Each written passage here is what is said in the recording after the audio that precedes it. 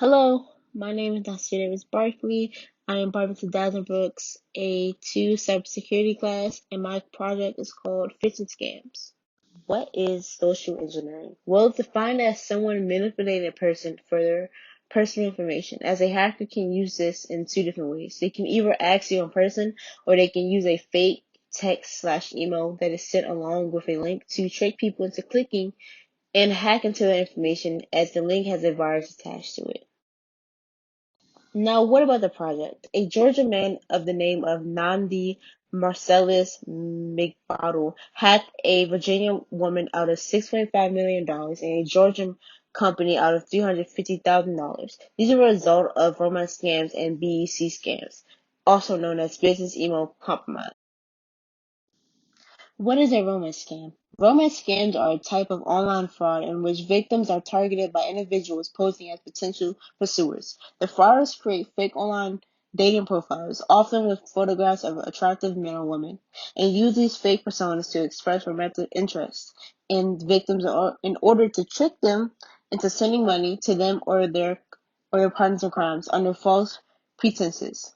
Romance scams frequently target vulnerable individuals who pose significant finance assets, such as retired widows or widowers. In January and February of 2018, after luring the victim, Decree and his partners in crime started requesting emails that she pays various fees and taxes that the funds could be released. Between approximately January 2nd, 2018 and February 12th, 2018, and in response to the repossessions made by Decree and other regarding the funds, the victim made approximately 25 wire transfers totaling more than $6.5 million from the victim's trust account into various bank accounts. At least $1.1 million was wired to businesses' banks accounts controlled by McGradle, and these accounts were for fake companies that did not have physical compromise, earned legal income, or paid wages to the employees. After the fraudulent funds hit the accounts controlled by McGradle, he allegedly wired the funds to other accounts controlled by McGradle or overseas accounts in China and the Middle East. What is a BEC scam, or business email compromise? BEC scams commonly involve an employee of a company who has been fooled into responding with email messages that appear to be but are not legitimate spoof emails. None of these emails purporting to be sent from the Oxford Finance or was actually sent by Oxford Finance.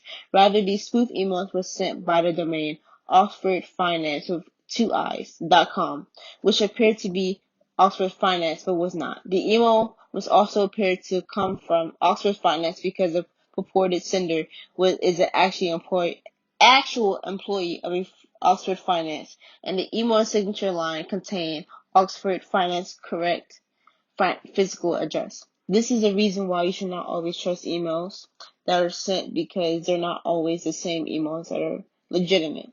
People can misspell words and trick people into believing that these are actually real emails, but in reality, they're not. They're fake emails sent by scammers that are trying to get money off of you. Now, you may be thinking, did he get what was his sentence? Well, at age 35, as he was living in Martina, Georgia, he was arrested on November 19, 2019. U.S. Margaret Judge Janet F. King, a federal grand jury, indicated that McBottle on November 6, 2019.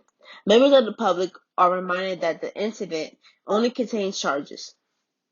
The defendant is presumed innocent of these charges and will be the government's burden to prove the defendant's guilt beyond a reasonable doubt at trial. Now, I personally believe he's guilty. All the evidence that he did, even with his partners in crime, it all points back at him, because we don't know the partners in crime's names. We do know his name. The romance scam points back to him. The BEC scams point back to him. So I think that he is guilty beyond a reasonable doubt. But this is up to the amount of evidence they can provide at the trial.